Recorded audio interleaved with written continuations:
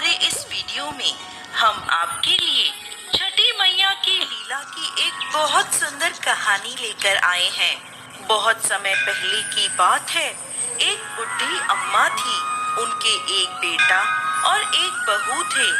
बुढ़ी अम्मा छठी मैया की परम भक्त थी और हर साल पूरी श्रद्धा से छठी मैया का व्रत करती। परंतु बहू नए विचारों वाली थी। वो पूजा पाठ में विश्वास नहीं करती थी।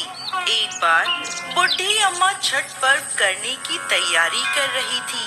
बुढ़ी अम्मा की बहू उन पर हंसने लगी और बोली, अम्मा, दुनिया कहां से कहां चली गई है। लोग आसमान को छू रहे हैं और आप आज भी इतनी अंधविश्वासी हो। पढ़ी लिखी बहुओं का छठी मैया की परम भक्त बुढ़ी अम्मा पर कोई असर नहीं हुआ। वो तो बस अपनी तैयारियां करती रही। बहू फिर बोली, अम्मा, ये सब बेकार की बातें हैं। इस उम्र में 3 दिन तक भूखी रहोगी तो खुद पर ही मुसीबत लाओगी। ना जाने क्यों भूखे प्यासे लोग खुद को सताते हैं। नई बहू की बातें सुनकर बुढ़ी अम्मा मुस्कुराई और बोली, बहू, शादी के बाद मेरे संतान नहीं हो रही थी, तब मैंने इन्हीं छठी मैया के व्रत को किया। तब छठी मैया ने मेरी पुकार सुनी और ये तेरा पति छठी मैया का ही प्रसाद है। तू भी इस वर्ष छठी मैया का व्रत कर, माता तेरी भी पुकार सुनेंगी और तेरी गोद भी हरी हो जाएगी। मगर नए युग की नए सोच वाली बहू किसी का कहा सुनने वाली नहीं थी। बोली, मैं पूजा पाठ नहीं करने वाली। सुंदर पति मिला है, जीवन में हर सुख मिला है, आलीशान घर है, दिन रात मस्त रहती हूँ। पूरे गांव में मुझ जैसा धनवान कोई नहीं है। सासू माँ इस दुनिया में कर्म प्रधान है। बुढ़ी अम्मा के लाख समझाने के बाद भी बहू पर कोई असर ना हुआ। वो नास्तिक थी। इतने में बुढ़ी अम्मा का बेटा वहां आया और बोला, ठीक है, तुम्हें पूजा पाठ नहीं करनी तो मत करो, लेकिन तुम मेरी माँ से झगड़ो मत और जाकर तैयार हो जाओ। छठ माता के घाट पर जाने का समय हो गया है।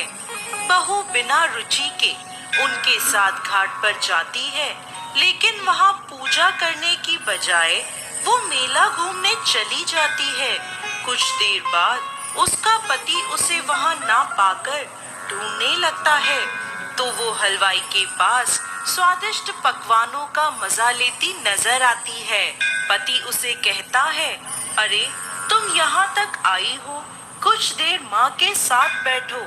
पत्नी झुंझलाकर बोली, ना जी, मैं पूजा पाठ में नहीं बैठने वाली, मैं तो मेला घूमूंगी। आप ही करो ये पूजा पाठ। पति वहाँ से चला जाता है और स्नान करने को जैसे ही वो डुबकी लगाता है, डुबकी लगाते ही वो डूब जाता है और जोर जोर से चीखने लगता है, लेकिन किसी को भी उसकी आवाज नहीं आती। जैसे ही बुढ़ी अम्मा को पता चला उसका बेटा डूब गया, वो जोर जोर से रोने लगी और छठी मैया से बोली, माँ, मुझसे तेरी भक्ति में कौन सी कमी रह गई जो तूने मेरी गोद सूनी कर दी। बोलो माँ, हमसे ऐसी क्या भूल हो गई। हम तो घाट पर तुम्हारी पूजा करने आए थे, तुमने तो हमारी दुनिया ही उजाड़ दी। माँ, यदि मुझसे जाने अनजाने कोई भूल हुई हो तो उसकी सजा मेरे बेटे को मत दो। ऐसा कहकर बुढ़ी अम्मा जोर जोर से रोने लगी। उधर मेले में शोर मचा कि घाट पे एक व्यक्ति डूब गया है। सुनकर बहू दौड़ी दौड़ी वहां आती है और देखती है कि उसकी सास रो रही है और उसका पति डूब गया है, तो उसे सदमा लग जाता है। वो जोर जोर से चीखती हुई बुढ़ी अम्मा से कहती है, मैंने पहले ही कहा था अम्मा, ये छठ के चक्कर में मत पड़ो, सब ढोंग है, अंधविश्वास है। और देखो, आज मेरा पति मुझसे दूर चला गया।